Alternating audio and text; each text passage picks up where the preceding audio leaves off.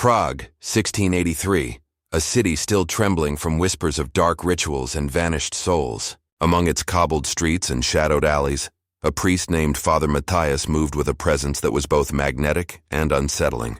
Villagers spoke of his sermons that burned like fire, igniting fervor in hearts and fear in minds. He was not merely a man of God.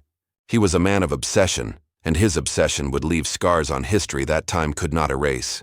People claimed to hear chanting at midnight, low murmurs that echoed through the stone corridors of the old church, a sound that seemed to seep into the very stones themselves. The children of Prague were warned to stay away, yet they were drawn inexplicably to his presence, mesmerized by a charisma they could not name. The councilmen whispered in fear, unsure if this priest was blessed or cursed, his influence spreading like a shadow over the city. Every word he spoke seemed laced with a subtle menace, a promise of salvation and destruction intertwined. On fog-laden mornings, his silhouette could be seen moving among the fog, a solitary figure that carried the weight of unseen fires in his eyes. Rumors grew like wildfire, whispers of vanished parishioners, townsfolk who attended his sermons but never returned home. His gaze was said to pierce through the veil of ordinary life, seeing secrets no one dared confess. Mothers locked their doors, fathers barred windows, but still the faithful came, driven by a force that was part devotion, part terror. Some claimed to have glimpsed strange symbols carved into the pews, markings that seemed older than the church itself. Yet they had appeared only after Father Matthias arrived. Scholars would later debate whether these were signs of demonic possession or a twisted method of manipulation. But the villagers understood them as warnings. The priest spoke of purification, of fire that cleansed not just flesh but the soul, a fire that would free them from the sins of the world. His sermons grew more elaborate, incorporating parables that hinted at immolation, at a passage through flames into a promised sanctity. The more he spoke, the deeper his followers fell into a trance, eyes glazed, mouths repeating phrases they barely understood. And yet not all were convinced. A few brave souls questioned the nature of his teachings, only to vanish under mysterious circumstances. Some were found days later, disoriented, mumbling incoherent verses about flames and salvation, their sanity fractured. Others disappeared entirely, leaving behind only a faint scent of smoke and the echo of distant chants. Merchants, travelers, and scholars who arrived in Prague noted the strange energy, a pulse that seemed to thrum through the city streets at night. Markets emptied as dusk fell, and even the city guard spoke of an unease that no amount of patrol could dispel. The church became a focal point of dread and fascination, its doors always open, yet few dared to step inside without trembling. Father Matthias's appearance was deceptively calm, robes neatly pressed, a cross always in hand. But those who observed closely noted a glint in his eyes, a flicker that hinted at hidden horrors. Conversations with him felt like walking on a tightrope. Every agreement seemed binding, every word a silent command. As the weeks turned into months, the city itself began to change. Fires, small at first, ignited mysteriously in abandoned houses, smoke curling into the skies above. Animals behaved strangely, dogs howling at unseen specters, birds abandoning the rooftops at dusk. And always, the priest's presence loomed, a constant shadow whispering of purification, sacrifice, and the approaching flames. Fear mingled with devotion, a volatile mixture that set the stage for what would become one of Prague's darkest chapters. People spoke in hushed tones of visions seen in the candlelight, of faces appearing in the smoke, of a congregation whose eyes glowed with unnatural intensity. Every bell toll seemed heavier, each toll echoing the inevitability of events yet to unfold. Travelers noted the air thickened with anticipation, a prelude to the horror that no one could yet name. And then in the dead of night, the first vanishings occurred in earnest, a prelude to the inferno that Father Matthias promised and the city dreaded. The nights grew longer, the shadows deeper, and Father Matthias's influence more sinister. Whispers of the vanished spread like a plague, yet still the faithful gathered, drawn by a force that defied reason. Each sermon became a ritual, the air thick with the scent of incense and something darker, something unspoken that slithered through the pews. Candles flickered as if responding to unseen presences, and the walls seemed to breathe with anticipation. Villagers reported visions, fleeting images of fire reflected in the eyes of those who attended, a glow that was both mesmerizing and horrifying. They spoke of an otherworldly calm that fell over the congregation just before madness struck, a silence so profound it drowned out even the whispers of the night. Those who resisted the pull of the priest found doors locked, windows barred, and no escape from the oppressive aura that surrounded the church. It was said that Father Matthias walked among them like a phantom, hands outstretched, guiding, compelling, promising salvation through incineration. The city council convened in secret, fearful of the growing legend, yet powerless to confront a man whose power seemed to transcend mortal bounds. Scholars from distant lands arrived, studying the symbols, the sermons, the disappearing parishioners, but even their learned minds failed to grasp the depth of the priest's sway. Rumors of clandestine fires extinguished before anyone could intervene began to circulate. Some claimed to have seen shadows dancing in the flames, forming shapes that were both human and inhuman, mocking the living and warning the fearful. The faithful began to prepare themselves, almost eagerly, for the promises of fire, chanting phrases they could not explain, moving in unison like a single organism driven by the priest's will. Mothers wept silently, fathers clenched fists in despair, yet still no one dared confront him. His words were threads that wove a tapestry of obedience and dread, binding the hearts of Prague to a fate none could alter. And as the first sparks of the ultimate conflagration loomed on the horizon, the city itself seemed to hold its breath, waiting for the priest to lead his flock into the inferno that would be remembered for centuries. Every step he took was marked by subtle tremors in the air, a hint that the world itself recognized the darkness he commanded. He spoke less of salvation now and more of inevitability, of the cleansing power of flame, and of a journey that only the devoted would survive. The air inside the church was always warmer, almost stifling, carrying whispers that no one outside could hear, whispers that spoke of destiny and doom intertwined. Villagers who dared leave the vicinity described feeling unseen hands guiding them back, an invisible magnet pulling them toward the church, toward the priest, toward the fire that awaited. In dreams, the city's residents saw him, towering over them, robes aflame yet untouched, eyes burning with a light that was neither holy nor human. The line between devotion and madness blurred as the congregation rehearsed the rites, preparing for a final act that would etch Father Matthias's name into the annals of history in blood and smoke. Even the guards, hardened by years of patrol, confessed to trembling before his presence, acknowledging a power they could neither measure nor oppose. Night after night, the church pulsed with a rhythm of its own, a heartbeat that echoed the rising frenzy of the congregation, syncing with the tremors in the cobbled streets outside. And then, as if answering an unspoken command, the vanishing reached its peak, with those who resisted falling into shadows from which none returned. Fire became more than a threat. It became a symbol, a lure, a promise, and a curse. Father Matthias moved among his flock like a conductor of doom, each gesture a summons to the ultimate act. The city of Prague, bathed in candlelight and smoke, stood on the precipice of horror, unaware that the priest's vision of purification by flame would leave an indelible scar on every soul who bore witness. And so the stage was set, the players chosen, and the night approached when Father Matthias would fulfill the terrible destiny that had haunted Prague since his arrival, a night from which history would never fully recover.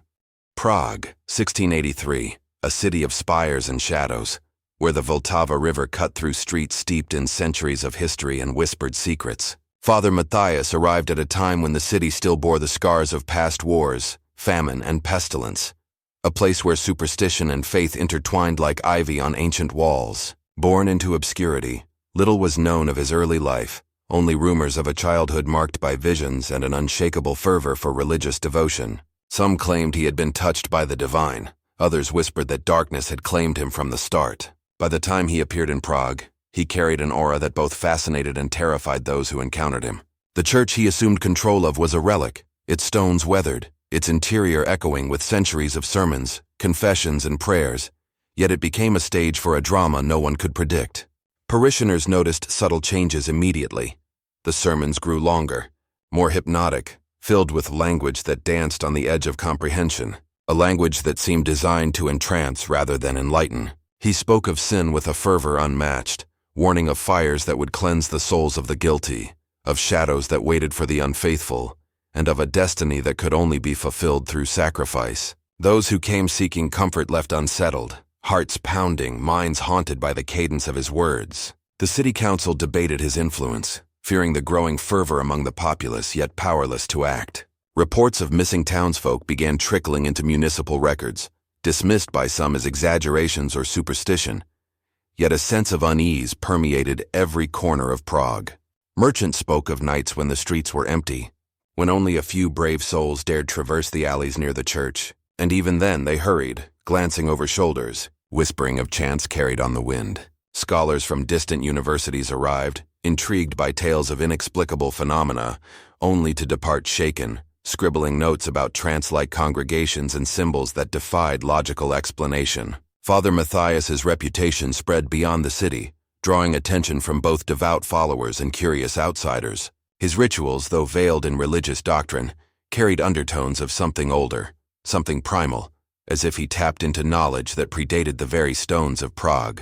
Villagers claimed that on certain nights, the church doors would glow faintly, an eerie illumination not caused by candlelight, casting long, unnatural shadows that seemed to move of their own accord. The air around the church carried a strange warmth, almost suffocating, punctuated by the faint scent of something burning, though no fire could be found. Children spoke in whispers of visions, of seeing the priest levitate slightly above the ground during sermons, eyes blazing with an intensity that scared even the bravest adults. Families became divided, some drawn irresistibly to his teachings, others retreating in terror, convinced that a curse had fallen upon those who remained.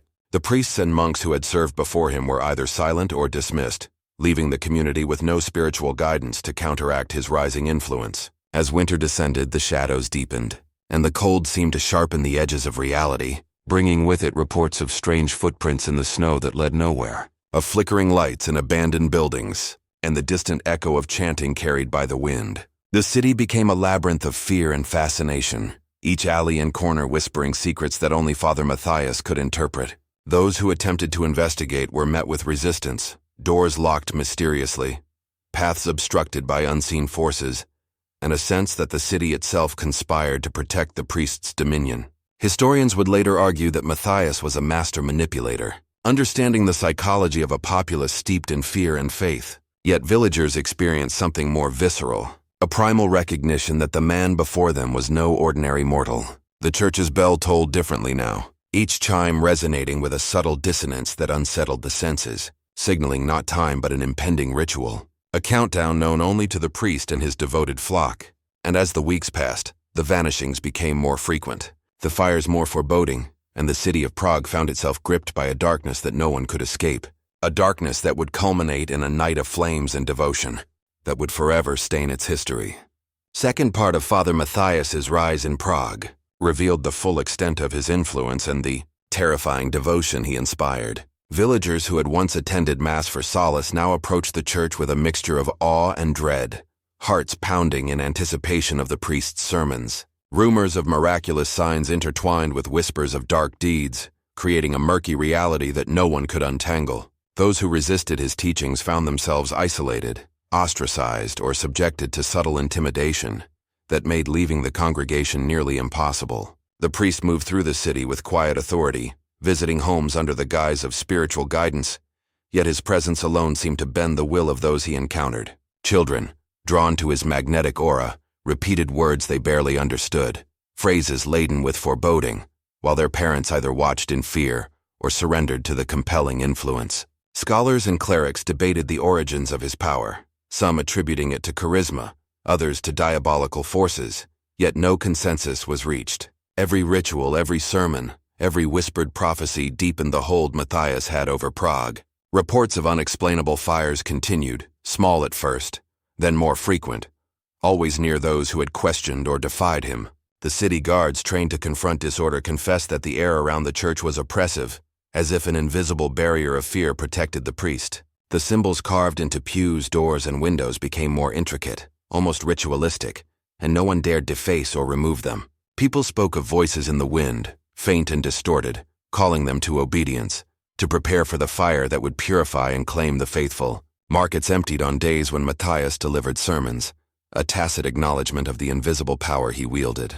Families that resisted the pull of the church found themselves plagued by misfortune, livestock dying inexplicably, crops failing, and a pervasive sense of doom settling over their homes. Conversely, those who embraced the priest's teachings reported a strange sense of peace, though tinged with a latent fear, a recognition that the path forward was entwined with fire, sacrifice, and perhaps their own annihilation. The city's clergy attempted intervention, sending letters to distant archbishops, but communication was slow and often intercepted by Matthias's loyal followers.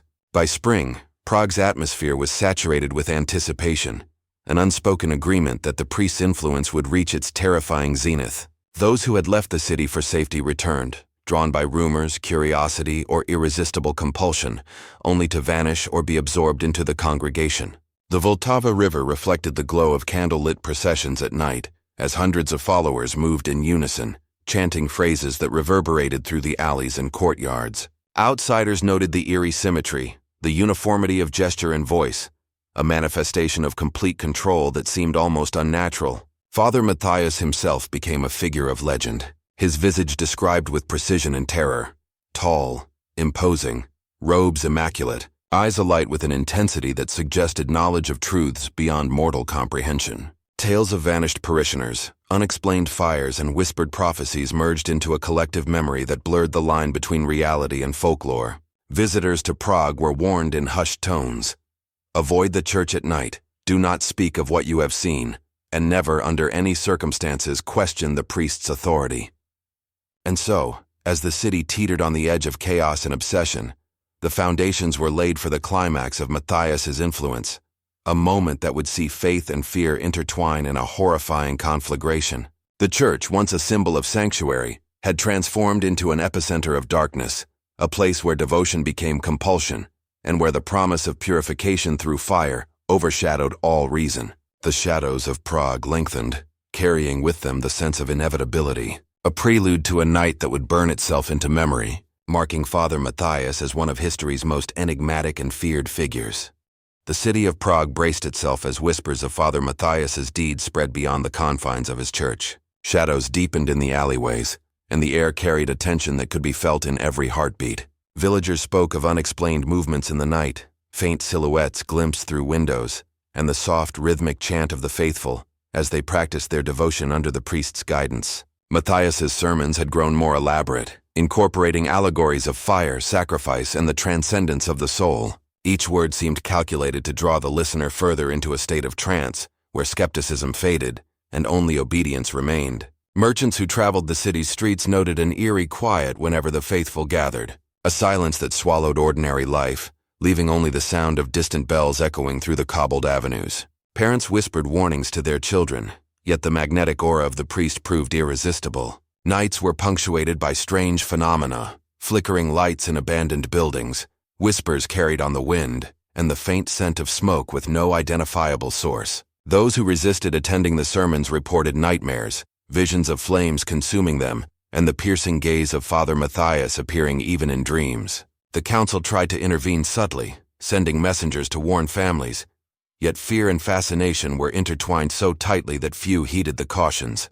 Scholars driven by curiosity and dread documented every strange event, noting patterns in the disappearances and behaviors of the congregation, yet even their meticulous records could not penetrate the aura of inevitability that surrounded Matthias. Villagers began to notice changes in one another, subtle alterations in speech, posture, and expression, signs that the priest's influence extended beyond mere sermons. Those who had once been skeptical now repeated his phrases, their eyes glazing over, their movements synchronized with the communal rhythm. Candlelight flickered unnaturally during evening gatherings, casting shadows that seemed to move independently, forming shapes that suggested both devotion and doom.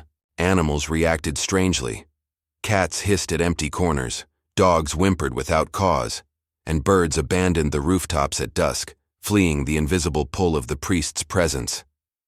Fire itself became an instrument of Matthias's authority, small conflagrations igniting at the edges of town or in abandoned dwellings, always without explanation, yet always reinforcing the inevitability of the teachings he espoused. Rumors of vanished individuals intensified, some leaving behind belongings, others only the faint smell of smoke or echoes of chants. A sense of suspense pervaded the city. Life moved with a heightened awareness, as though each citizen were waiting for the invisible hand of the priest to intervene. The congregation practiced rituals in private, their devotion escalating into obsession, preparing themselves mentally for the ultimate act Matthias had foretold, a trial by fire that would purify the faithful and leave the unworthy behind. Families found themselves divided irreparably, torn between fear of the unknown and the seductive promises of salvation offered by Matthias's sermons.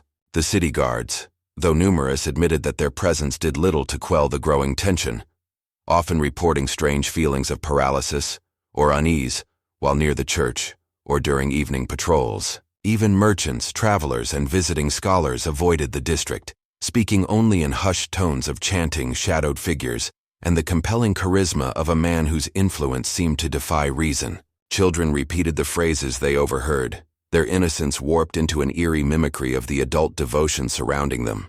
Windows became watchpoints, doors barriers, yet the allure of the priest's presence drew many back night after night, in an unstoppable cycle of anticipation and dread. Fires, once sporadic, now followed patterns, almost ritualistic, as though signaling milestones in Matthias's plan. Smoke rose and lingered, carrying a spectral quality that blurred the line between physical reality and the supernatural. Conversations held in the marketplace were whispered, eyes darting to every shadow, every flicker of movement, each citizen aware that the unseen presence of Matthias was never far. And so the city moved toward the precipice, each day a careful preparation, each night a rehearsal for events that would culminate in horror, devotion, and the conflagration that Father Matthias had foretold with relentless certainty.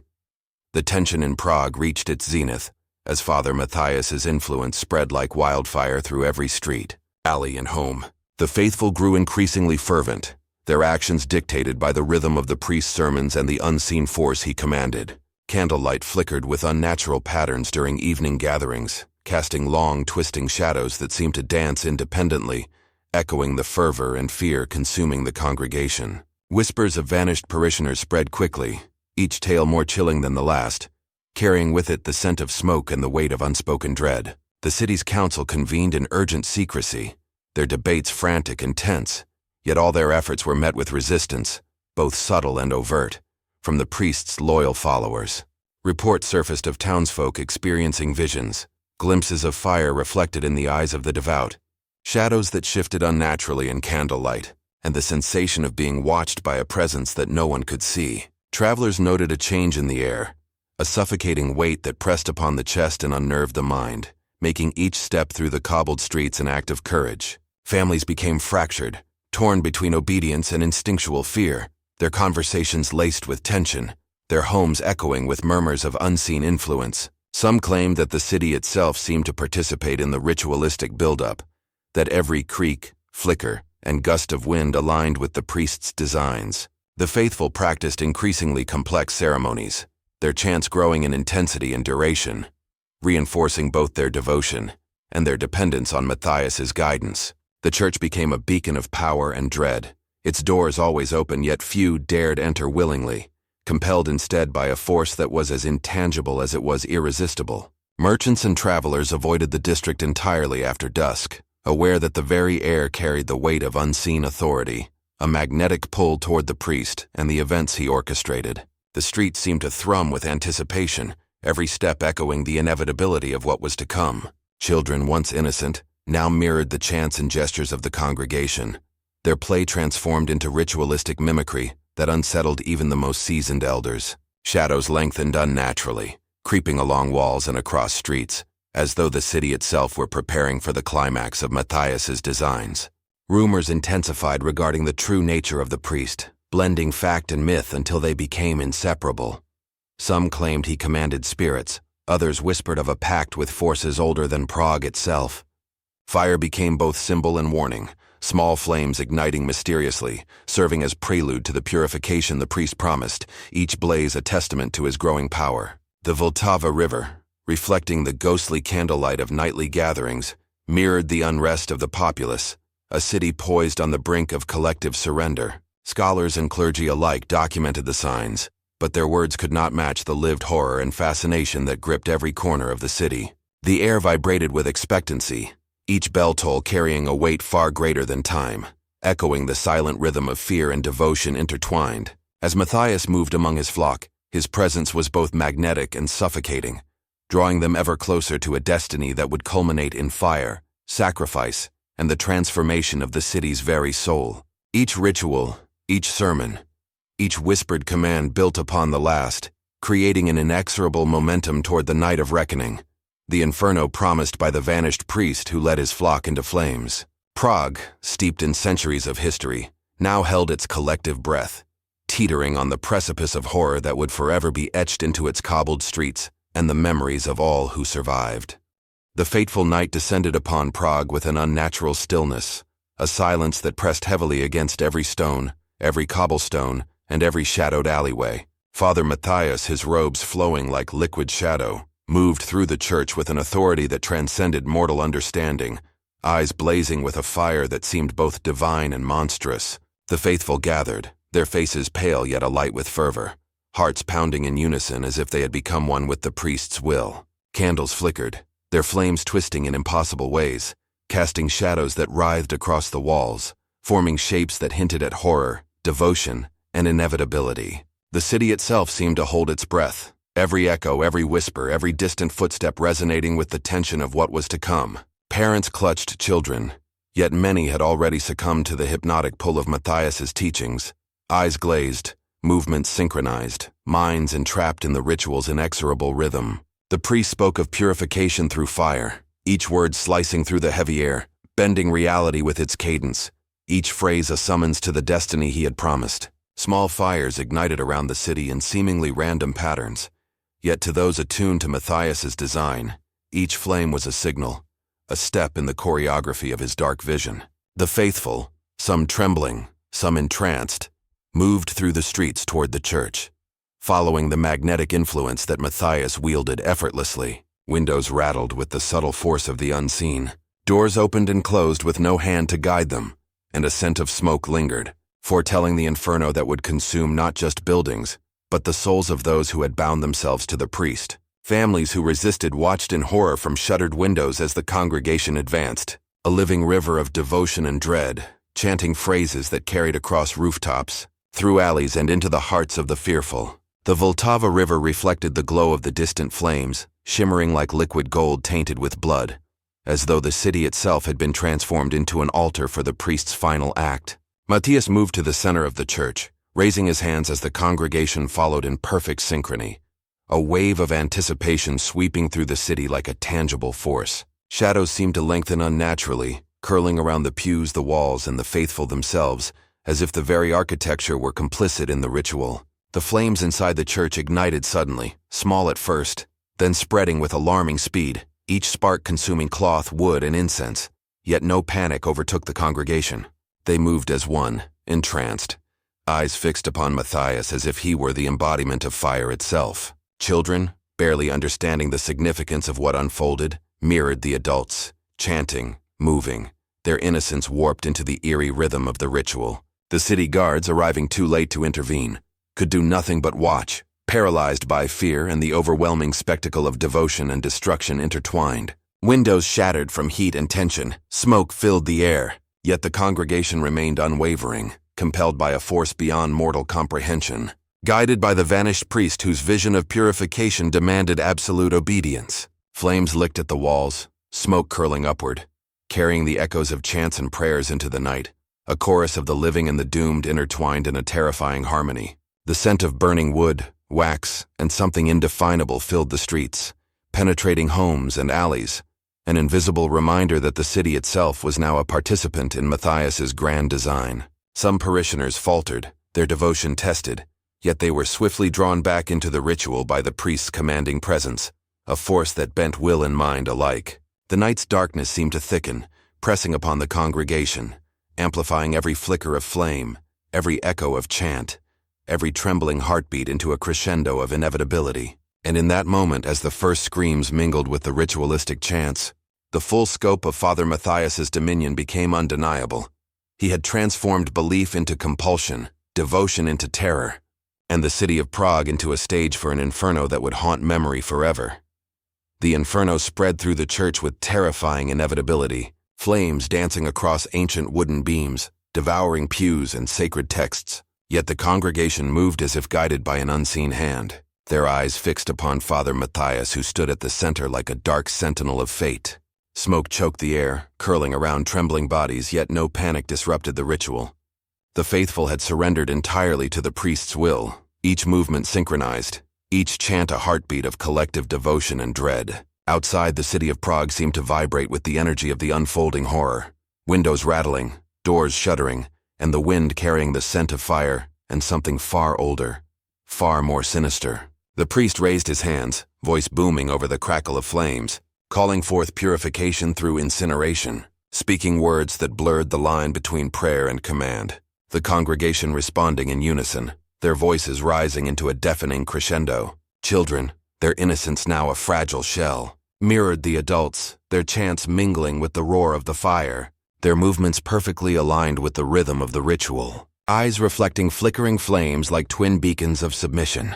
The city guards, paralyzed by awe and terror, could only watch as buildings around the church ignited mysteriously, fires leaping from one rooftop to another, guided by a force beyond comprehension.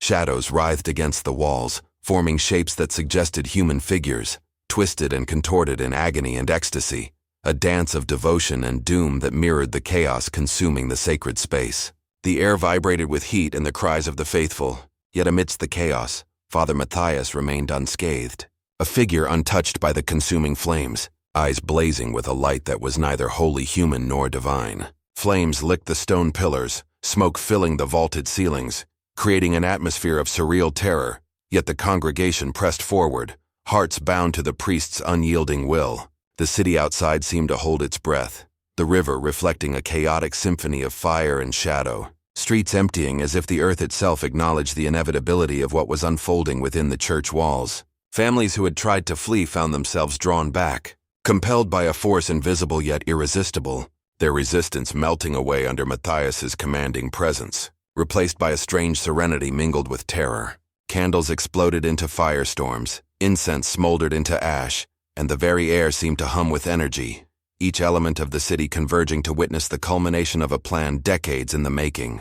Voices rose in a chant that was both prayer and incantation, filling every corner of Prague with the rhythm of submission and the echo of approaching doom. Flames consumed offerings, relics, and sacred objects, yet the congregation remained steadfast, entranced, eyes fixed upon the priest as if he were the embodiment of the fire itself. The very stones of the church seemed to vibrate in resonance, amplifying the terror and devotion alike, a cathedral transformed into a crucible of fate. Shadows stretched and contorted, merging with smoke and flame, forming grotesque shapes that whispered of punishment, salvation, and inevitability. The priest's voice, unwavering and commanding, guided every action, every chant, every trembling step toward the final moment of purgation, a crescendo of fire and obedience that none could resist. And as the fire reached its apex, consuming the interior with unrelenting fury, the congregation, unified in purpose and terror, moved into the heart of the blaze, surrendering completely to the vanished priest who promised transcendence through immolation.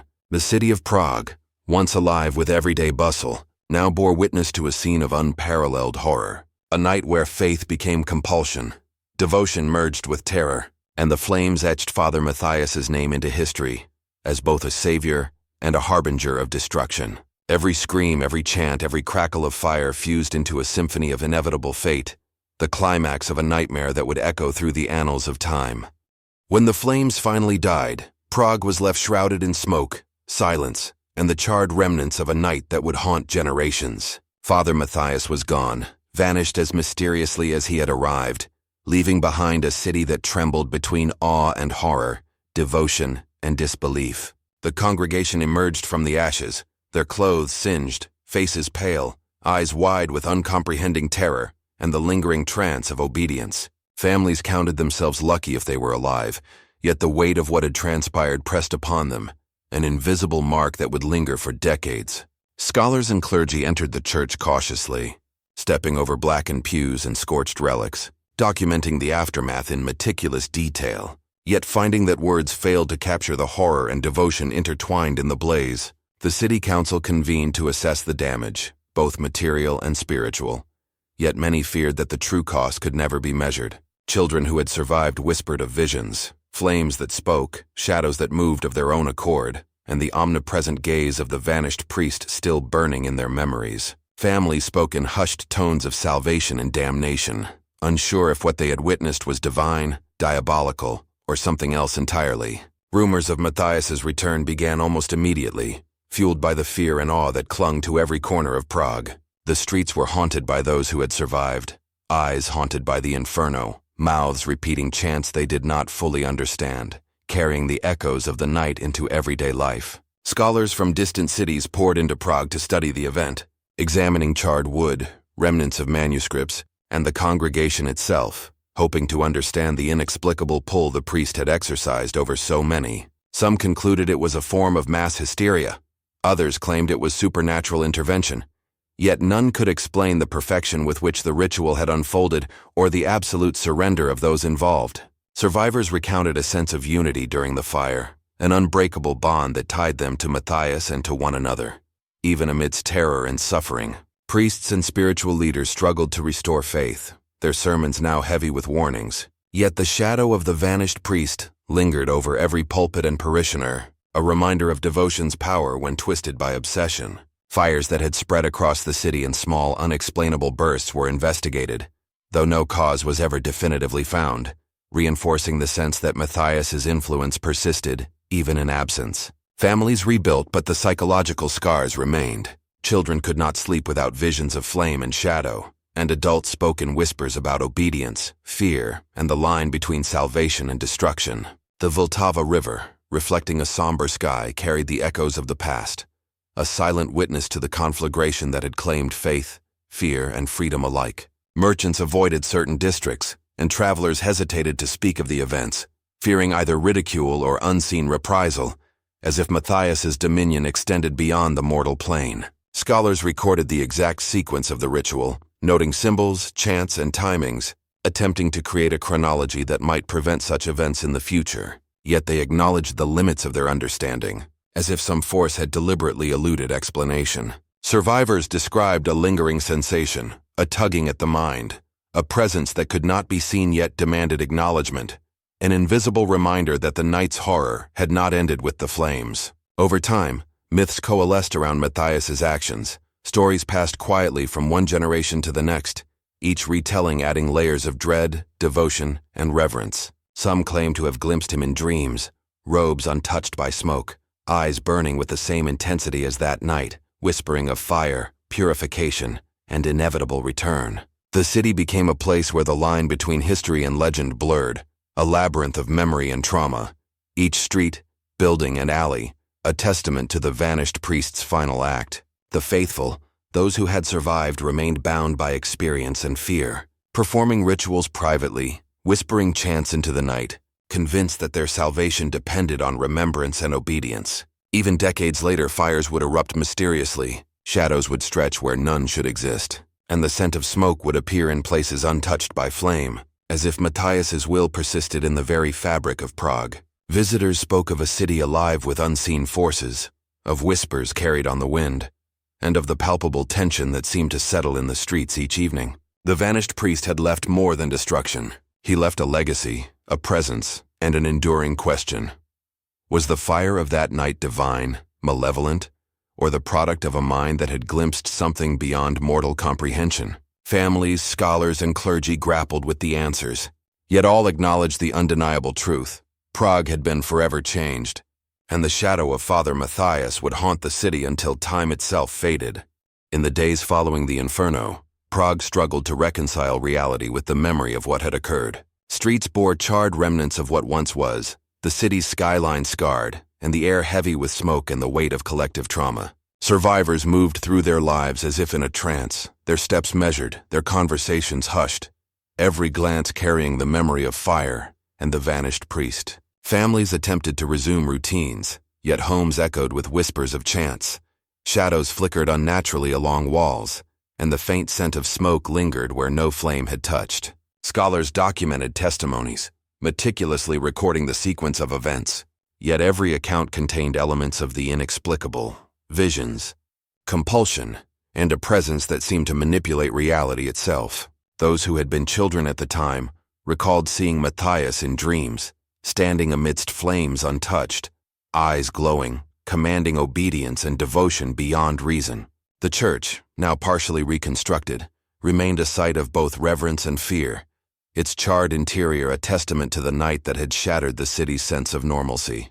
Clergy attempted to restore faith through sermons, yet the memory of Matthias's influence persisted, intertwining devotion with terror, leaving a generation haunted by what they had witnessed and what they had survived. Small fires continued to erupt mysteriously throughout the city, often in abandoned structures or near symbolic locations, suggesting that the priest's reach had not been severed by his disappearance. Families who had lost members in the blaze carried their grief silently, the memory of the vanished etched into every conversation, every ritual, and every act of remembrance. Merchants and travelers spoke cautiously of the events, aware that superstition and fear had transformed Prague into a city where the line between reality and legend was dangerously thin. Survivors described sensations of being watched, subtle pressures in rooms, and the flicker of shadows that did not align with any known source of light. Phenomena that reinforced the belief that Matthias's influence lingered. Historians later attempted to analyze the psychological and social factors that had contributed to the events, yet even their studies acknowledged anomalies that defied rational explanation. The faithful maintained private rituals, their chants echoing faintly through alleys and abandoned buildings, a ritualistic acknowledgement of the priest's enduring authority, and a plea for protection from forces they scarcely understood. Children grew up with nightmares of fire and shadows, yet were compelled to participate in these quiet ceremonies, ensuring the continuation of Matthias's legacy, even as the city rebuilt. Legends intertwined with memory, and every retelling of the events added layers of dread, fascination, and reverence, embedding the vanished priest into the cultural and psychological fabric of Prague. Scholars, clergy, and survivors alike debated whether Matthias's acts were the product of divine inspiration, malevolent intent, or an extraordinary manipulation of human psychology, yet no consensus could be reached. Fires, visions, and inexplicable occurrences continued to punctuate the city's history, and the line between past and present blurred as the memory of Matthias and his congregation remained palpably alive. Visitors sensed an oppressive weight upon entering the district, as if the air itself carried echoes of chants, smoke, and devout terror, leaving even the most skeptical unsettled. Families whispered stories to younger generations, teaching obedience and caution, preserving the memory of the vanished priest, and ensuring that the events remained a living warning and a haunting tale. The city's architecture, from scorched beams to twisted iron, became a canvas for history and legend, each mark a testament to fire, faith, and the influence of a man who defied mortality. Even decades later, reports persisted. Shadows that moved independently, smoke rising without cause, voices repeating incomprehensible chants, and the sensation of an unseen presence guiding or watching.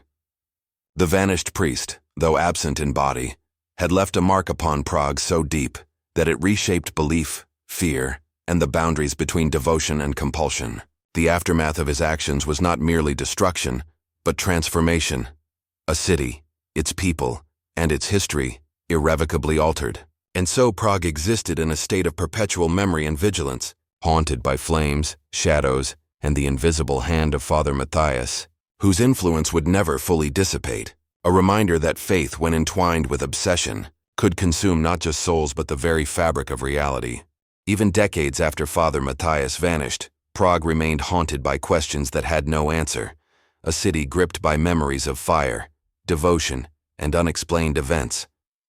Scholars and clergy attempted to study the occurrences, but each investigation revealed only fragments, pieces that hinted at a power beyond human comprehension.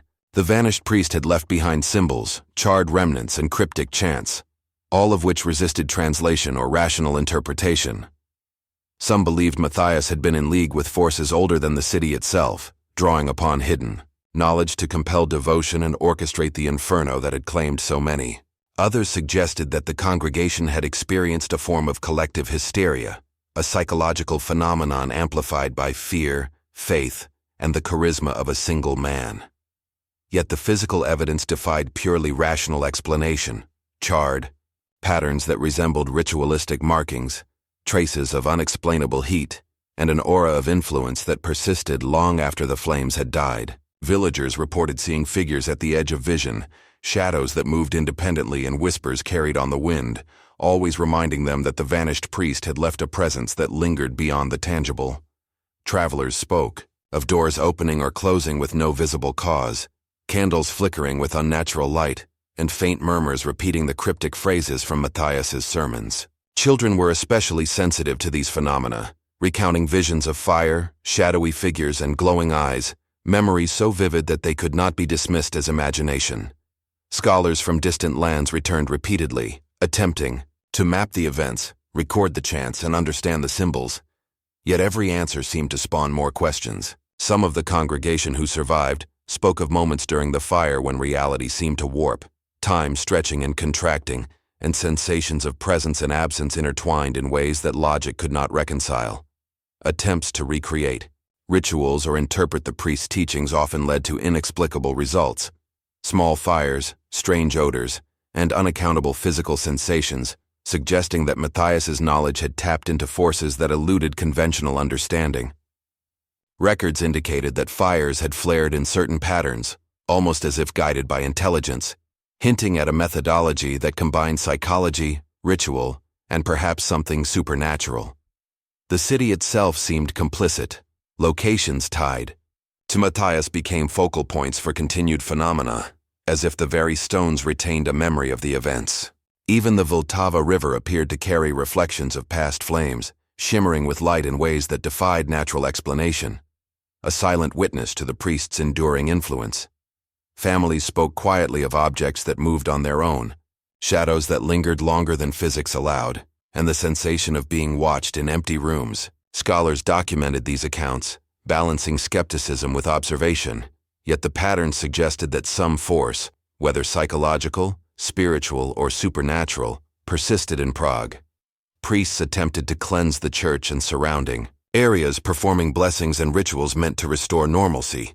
Yet witnesses claimed the atmosphere remained heavy, oppressive, charged with a presence that could not be banished. Even the most skeptical visitors admitted to feelings of unease, hallucinations, and auditory phenomena, often describing whispers, chanting, or flickers of light that echoed the events from Matthias's final night.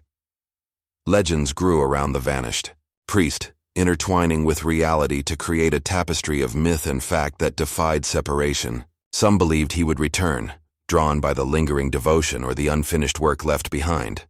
Others thought he had transcended mortal bounds, existing now as an invisible force that watched and influenced silently.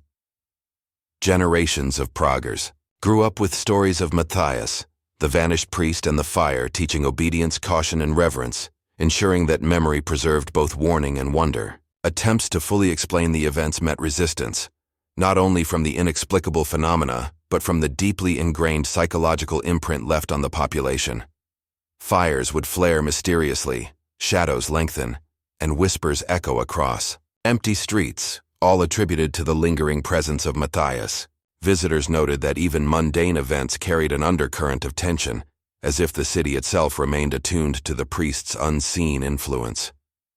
The mystery of what truly occurred, the balance between human psychology, religious fervor, and forces beyond comprehension, remained unresolved, a puzzle that taunted both scholars and survivors alike. And so, Prague existed perpetually under the shadow of unanswered questions, where history, legend, and supernatural speculation merged into a haunting continuum that no scholar, priest, or citizen could fully disentangle. The vanished priest's influence had outlasted his physical presence, embedding itself in memory, architecture, ritual, and the very atmosphere of the city, a permanent enigma whose reach extended into every corner of life, thought, and fear. The vanished priest's legacy persisted in Prague through subtle, unexplainable phenomena that defied logic, creating an enduring tension between faith, fear, and the unknown. Houses along the old streets would sometimes exude the faint scent of smoke despite no fire, while shadows flickered with an almost conscious motion, as if replaying moments from that fateful night. Residents whispered of hearing the faint echoes of chants late at night, often from empty rooms, streets, or abandoned buildings, each note resonating with a chilling familiarity that reminded them of Matthias's sermons. Scholars documented these accounts rigorously, yet the more data they gathered, the more the mystery deepened. Measurements and observation failed to capture the intangible, leaving the city's events trapped in an ever-expanding web of speculation. Children, particularly sensitive to the residual aura, would sometimes speak of seeing glowing eyes at the edges of vision, flames that danced in impossible patterns, or even Matthias himself, standing in silence, his gaze unwavering, commanding obedience without words. Attempts to understand the priest's teachings and the rituals he performed revealed an intricate combination of psychological influence, religious symbolism, and perhaps forces beyond human comprehension. Local historians noted patterns in vanished items, subtle fires, and unexplained shadows that corresponded to locations and timings documented decades earlier, suggesting a haunting persistence that transcended generations. Priests performed repeated blessings and exorcisms, yet often encountered resistance in subtle ways, candles extinguishing unexpectedly, sacred texts misplaced, and cold drafts where none should exist, as if the city itself remembered the events. Travelers occasionally reported feelings of unease, heavy pressure in rooms or sudden inexplicable chills, signs that the vanished priest's presence had become woven into the atmosphere, independent of those who had witnessed him.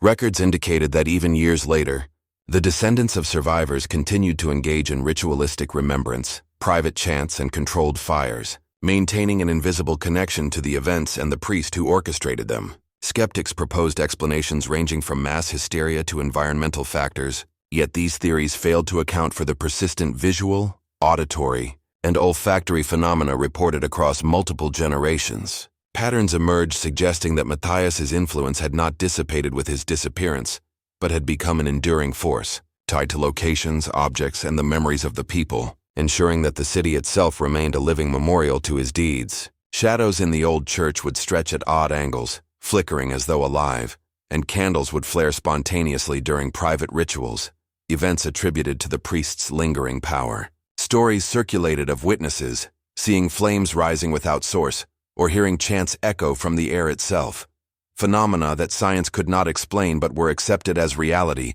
by locals steeped in tradition. Even the Vltava River seemed to carry the memory of the night, its surface reflecting shapes and flickers that resembled fire, whispers, or figures long vanished, reinforcing the impression that the city's environment was charged with residual energy. The vanished priest's teachings, fragmented and incomplete, became both legend and warning, preserved in memory, private ritual, and oral history, influencing generations without direct contact. Families instructed their children in reverence and caution, ensuring that knowledge of Matthias's power and the Night of Fire was preserved as both cautionary tale and mystical truth. Scholars debated endlessly whether the events were primarily supernatural, psychological, or an amalgamation of both, acknowledging that no purely rational explanation sufficed. The boundaries between myth, memory, and reality blurred, leaving Prague suspended in a state of haunted perpetuity, a city where the vanished priest's presence was both remembered and feared, tangible and intangible, historical and eternal. And so the mystery endured, unanswered, pervasive, and inescapable, ensuring that Father Matthias, the vanished priest who led his flock into fire, remained a force that defied time, logic, and death itself, embedding his dark influence permanently into the soul of Prague. Prague, decades after the fire, remained a city haunted not only by memory, but by an unshakable sense of presence, a reminder that the vanished priest's influence had never truly left. Streets, alleys, and churches carried an invisible weight, as if every corner, every stone, remembered the night when devotion and terror converged in the flames. Families who had survived the event passed stories quietly to children, embedding caution and reverence into the very fabric of everyday life. Shadows seemed to move of their own accord, flames flickered without wind, and whispers echoed through empty corridors, all serving as subtle reminders of Matthias's enduring reach. Scholars and clergy continued to debate the nature of his influence, but no explanation satisfied the haunting persistence of phenomena that had been witnessed across generations. Children, sensitive to the lingering aura, often reported visions of fire, shadowy figures, and glowing eyes, their innocence forever touched by the vanished priest's legacy. The church, rebuilt yet scarred, became both a site of pilgrimage and a place of fear, its charred remnants preserved alongside new construction, a living testament to the duality of salvation and destruction. Private rituals persisted among families, designed to honor, remember, and perhaps appease the presence of Matthias, ensuring that the line between devotion and obsession remained blurred. Travelers and newcomers reported feelings of unease, inexplicable chills, and auditory phenomena, all attributed to the city's charged atmosphere, an invisible echo of the priest's authority. Fires occasionally flared without cause, shadows stretched unnaturally, and the faint scent of smoke lingered in locations tied to historical events, reinforcing the idea that Matthias's will had been woven into the city itself. Stories evolved into legend, blending fact and myth, yet every retelling preserved elements of truth, ensuring that the vanished priest's actions remained a tangible part of Prague's cultural memory. Scholars documented ritualistic patterns, symbols, and surviving chants, yet acknowledged that no rational study could fully account for the persistence of influence that transcended time and mortality. Survivors' descendants maintained private observances, passing down instructions in hushed tones, teaching that memory alone could honor the priest while avoiding the peril of succumbing entirely to his unseen authority. The city itself seemed to reflect this tension. Quiet evenings carried a heavy air. Winds whispered faintly through alleys, and even mundane activity felt touched by the shadow of past events.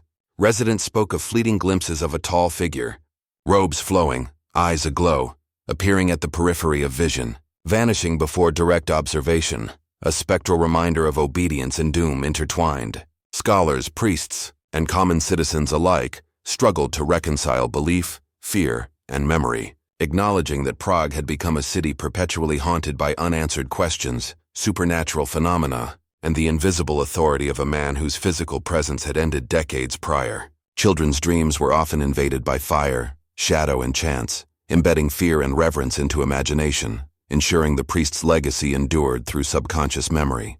Even the river, reflecting the city's skyline, seemed to carry echoes of light, smoke, and shadow, a silent witness to both destruction and devotion, flowing as it had for centuries, yet never untouched by history. Private artifacts, charred relics, and scattered manuscripts became focal points for reflection, fear, and study, each piece suggesting that Matthias's power had transcended mortality, persisting in objects, places, and memory. Scholars speculated endlessly, theorizing that human psychology, mass hysteria, and supernatural influence had intertwined perfectly, yet all admitted their inability to explain the full spectrum of events. Families performed rituals quietly, candles flickering in synchrony with whispered chants, sustaining a delicate balance between remembrance and obsession, understanding that the vanished priest's influence was neither fully benevolent nor wholly malevolent, but an enduring force to respect and fear. Prague existed in a liminal state, haunted by history, shadowed by fire, and alive with echoes of devotion and terror, a city where every memory, every building, every shadow carried the weight of that fateful night. The vanished priest's story became both cautionary tale and legend, a permanent imprint upon the landscape, psyche, and collective consciousness of a people forever changed. The city's architecture, its streets, and its culture absorbed the narrative of Matthias, intertwining reality with legend, leaving an indelible mark that resisted erasure, a haunting reminder that faith, when manipulated, could consume both body and soul. Generations later, the memory of Father Matthias continued to shape Prague in subtle, unsettling ways, as if the city itself carried the residue of his vanished presence. Streets whispered with echoes of chants, shadows flickered unnaturally along the old alleys, and the faint scent of smoke occasionally rose where no fire had touched, a reminder of the night when devotion and terror converged. Families who had once survived the inferno passed down stories quietly, teaching reverence, caution, and the legacy of obedience intertwined with fear. Scholars, priests, and historians documented the phenomena meticulously, yet none could fully account for the persistence of fireless flames, moving shadows, and whispered chants. Visitors reported sudden chills, feelings of being observed, and fleeting glimpses of a tall figure with glowing eyes at the periphery of vision, a spectral manifestation that seemed to echo Matthias's authority. Children continued to experience vivid dreams of fire, shadow, and chanting, embedding the priest's memory into imagination, reinforcing the haunting legacy across generations. Private rituals, performed discreetly by descendants of survivors, ensured that the memory of Matthias and the fateful fire remained active, a delicate balance between honoring history and avoiding complete psychological subjugation. The rebuilt church, still bearing scars from the original flames, became both a place of worship and a site of fearful reverence, its charred beams and blackened walls a constant reminder of the events that had forever altered the city's spiritual landscape. Even the Vltava River seemed charged with residual energy, reflecting shadows and flickers of light that defied natural explanation, whispering reminders of the vanished priest's power and the obedience he commanded. Fires, shadows, and strange phenomena appeared sporadically in the city, often tied to locations of historical significance, reinforcing the notion that Matthias's influence had become an enduring, almost sentient force embedded in Prague itself. Legends evolved alongside the reality of the city, merging history and myth, ensuring that Father Matthias's actions remained a permanent part of collective memory, a narrative that shaped behavior, belief, and cautionary practice. Scholars debated whether the events were supernatural, psychological, or a combination. Yet all agreed that the influence of the vanished priest persisted beyond mortal comprehension, defying time and rational analysis. Families taught children to perform rituals quietly, to whisper chants with intention, and to respect the invisible authority of Matthias, embedding a subtle obedience that transcended fear and veneration. Visitors often sensed the tension, the weight of history, and the presence of something unseen, feeling the invisible hand of the vanished priest guide, warn, or observe from the shadows. The city itself seemed alive with memory, each building, street, and alley retaining fragments of fire, devotion, and terror, forming an enduring network of influence that no single generation could erase. Objects once touched by the congregation, charred relics and manuscripts became conduits for reflection and remembrance, subtle reminders that the vanished priest's legacy was both tangible and intangible. Even mundane occurrences, flames flickering in windless rooms, shadows stretching unnaturally, and unexplained sounds, were attributed to the lingering presence of Matthias, a force that had merged with Prague's essence. Over time, the story of the vanished priest became inseparable from the city itself, guiding behavior, shaping superstition, and ensuring that the balance between devotion, fear, and memory remained constant. Scholars, clergy, and residents alike accepted that Prague would forever bear the imprint of fire, shadow, and obedience, a city perpetually haunted yet alive with the legacy of a man who had vanished physically, but never in influence. And so Father Matthias, the vanished priest who led his flock into fire, achieved a form of immortality, his presence etched permanently into the architecture, psyche, and culture of Prague. The city, scarred yet thriving, stood as a testament to the destructive and enduring power of faith manipulated, a cautionary tale rendered real, vivid, and eternal. Shadows, whispers, and the faint scent of smoke would continue to remind every generation that faith, when twisted by obsession and authority, could transcend mortality, reshape reality, and leave a haunting legacy that refused to die. Prague would never forget, and in remembering, it carried the vanished priest forward, ensuring that the night of fire, devotion, and terror remained alive in memory, ritual, and the very essence of the city.